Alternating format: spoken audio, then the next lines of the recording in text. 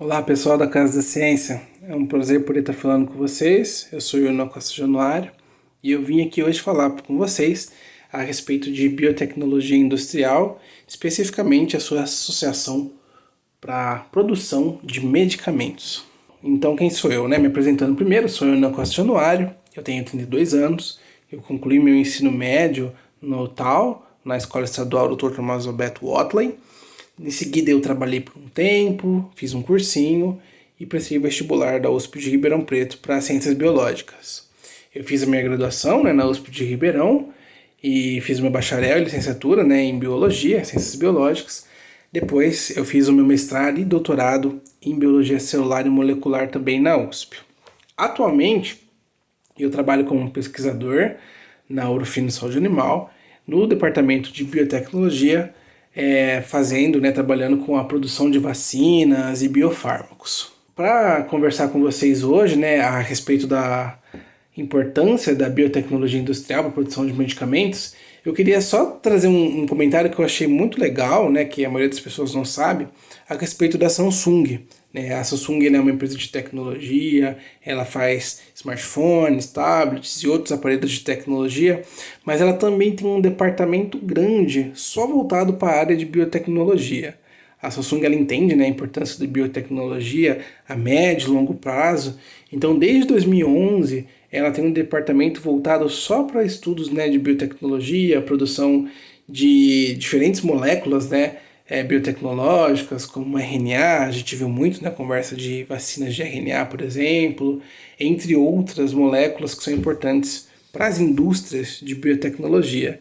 Então, logo mais, a gente deve começar a ver também, em prateleiras, assim, como a gente vê um smartphone da Samsung, produtos biotecnológicos, quem sabe numa farmácia, também da Samsung. Para nós conversarmos de indústria de biotecnologia e medicamentos, eu trouxe aqui um exemplo que é muito conhecido e muito bom para trazer qual é o panorama da indústria de biotecnologia e medicamentos, que seria o diabetes. Então, o diabetes é uma doença já bem conhecida hoje. A gente sabe que tem dois tipos principais de diabetes, o diabetes do tipo 1 e do tipo 2. O diabetes do tipo 1, ele está associado a fatores genéticos, ele pode acometer pessoas jovens, como está representado aqui no desenho, tem uma pessoa jovem aplicando insulina. E normalmente o que ocorre, o sistema imune dessa pessoa, ela vai atacar as células beta, que está no pâncreas dessa pessoa, e essas células vão deixar de produzir insulina. Sem insulina, ela vai ter as complicações associadas com o diabetes que a gente vai discutir no próximo slide. E o que ela precisa fazer ao longo da vida toda dela? Precisa usar a insulina, aplicar insulina para ela poder ter absorção do açúcar e ter uma vida normal. Sem isso, ela pode ir até a morte, a óbito.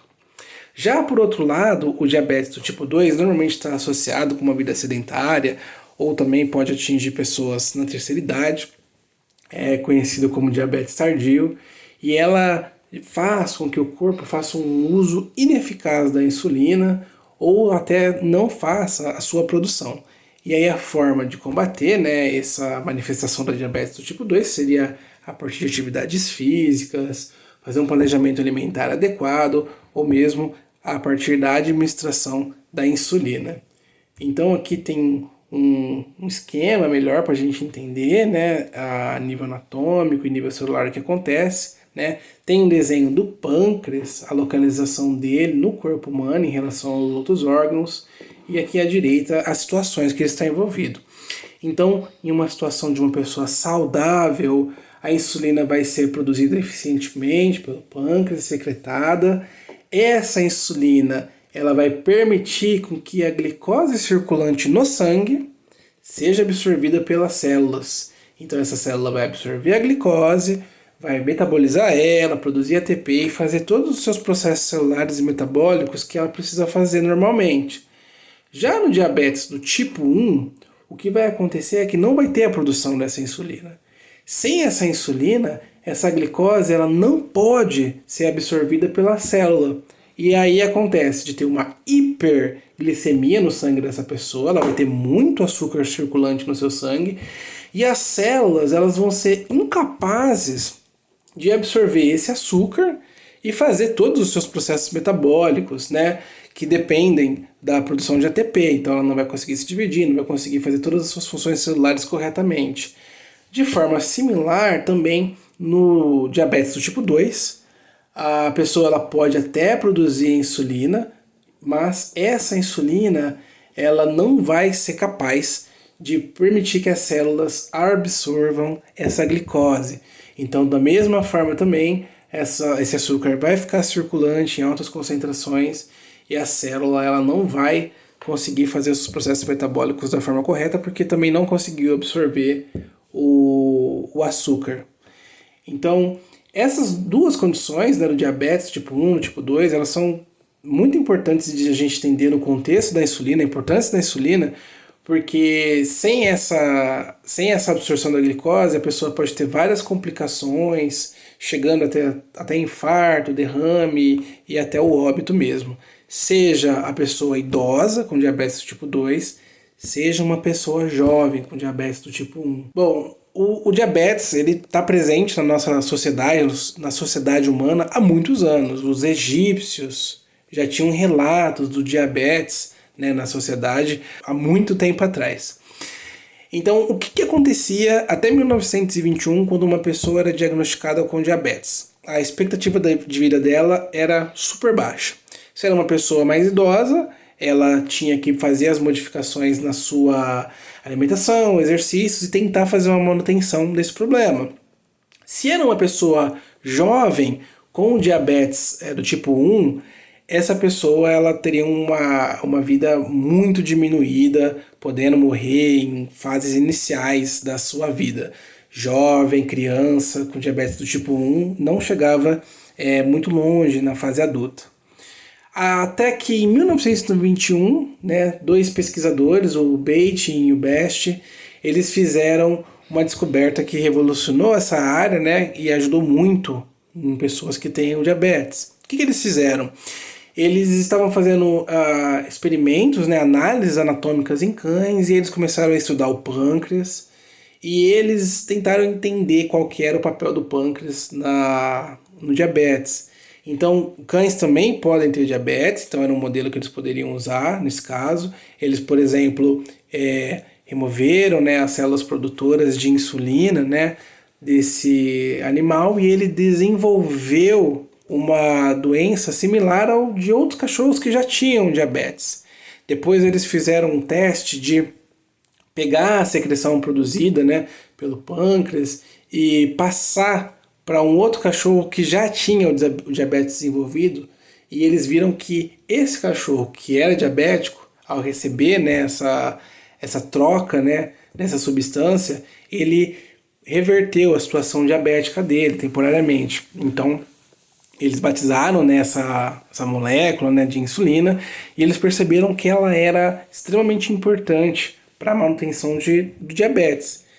Então, em 1922, eles testaram pela primeira vez a insulina purificada a partir de gado em um jovem de 14 anos que já estava no estado terminal no hospital devido ao diabetes. E essa situação desse jovem se reverteu. Então foi o primeiro tratamento, né, registrado e eficaz contra o diabetes que conseguiu até salvar a vida de uma pessoa. Inclusive, no ano seguinte, né, em 1923, eles ganharam o Prêmio Nobel pela descoberta da insulina, de onde é produzida, do papel dela no diabetes, mostrando a importância dessa descoberta deles. Qual que era o problema da época? O diabetes ele era extremamente importante, a gente sabe, né, que ele matava pessoas, né, de uma forma muito precoce, e já sabia-se qual que era a forma de tratar, mas isso só era encontrado no pâncreas de animais. Então, o que era feito era extraído a insulina do pâncreas de porcos e gados, e isso era vendido como medicamento. Então, aqui tem na figura a ilustração do processo de purificação da insulina a partir do pâncreas, né? 4 processos de purificação até a fase final para venda. E isso, né, para produzir essas quantidades, eram necessárias toneladas desse material. Então, O que era o patamar até 1951, mais ou menos? Que eram necessários 4,5 toneladas de pâncreas suíno para se obter aproximadamente 450 gramas de insulina. Lembrando que o diabetes, né, do tipo 2, do tipo 1, desculpa, é uma doença que vai ficar com essa pessoa pro resto da vida. Então é necessário produzir por muito tempo essa insulina para essas pessoas que são portadoras do diabetes. Diferentemente da situação atual que a gente tem, onde bactérias geneticamente modificadas elas produzem até quilos de insulina a baixo custo e sem o uso de animais. Então, a produção de insulina em organismos geneticamente modificados foi uma revolução que ajudou muito no patamar do tratamento do diabetes, né? Várias informações foram acumuladas entre 1950 e 1980 e que permitiram, né, levar o conhecimento, a entender qual era o gene que produzia insulina, né? Qual era a sequência de DNA que produzia insulina e quais eram as ferramentas disponíveis genéticas para poder manipular essa informação e ser produzido um organismo geneticamente modificado para gerar essa insulina. Então, em 1982, foi produzido o primeiro lote comercial de insulina que foi feito a partir de um micro-organismo, a bactéria Escherichia coli. Então aqui tem um esquema resumido, simplificado de como é esse processo. A gente sabe hoje, né, nas nossas células pancreáticas, a porção do DNA que é responsável por produzir insulina. Hoje em dia nós conseguimos separar essa porção específica, né, esse gene de produção da insulina, e colocar num DNA circular, um plasmídio, o qual é absorvido pela bactéria, e essa bactéria é capaz de produzir a insulina em grandes quantidades. Isso é colocado num fermentador, em tanques de muitos litros, né, 2.000 litros, 5.000 litros, 10.000 litros, e em seguida essa bactéria ela é lisada, né, essa insulina é extraída, purificada e comercializada. Então hoje a gente consegue, né, utilizar vários organismos geneticamente modificados na indústria farmacêutica. A Escherichia coli é uma delas, né? Tem leveduras, células de inseto, células de mamífero, plantas e vários outros modelos que a gente consegue manipular o genoma desses organismos para produzir medicamentos e conseguir tratar uma diversidade de doenças. Eu queria trazer uma definição para vocês de organismos geneticamente modificados, né? Eles são seres vivos que tiveram seu material genético alterado por técnicas de engenharia genética, e dentro desse contexto de organismo geneticamente modificado, a gente tem os transgênicos, né, que são organismos geneticamente modificados também, mas eles possuem um material genético que veio de um outro organismo. Então, quando a gente pensa na bactéria Escherichia coli recebendo o gene de produção da insulina, a gente não tem só um organismo geneticamente modificado, a gente tem um transgênico. E hoje, né, a gente tem vários, né, OGMs, né, organismos geneticamente modificados, produzindo uma diversidade enorme de medicamentos, que vai desde a insulina, hormônio de crescimento, fator de coagulação 8, a gente tem os transgênicos, né, na parte de produção de alimentos, né, como o tomate e a soja, que são saltos de biotecnologia que permitiram, né, a gente melhorar tanto a produção de medicamentos quanto a produção de alimentos.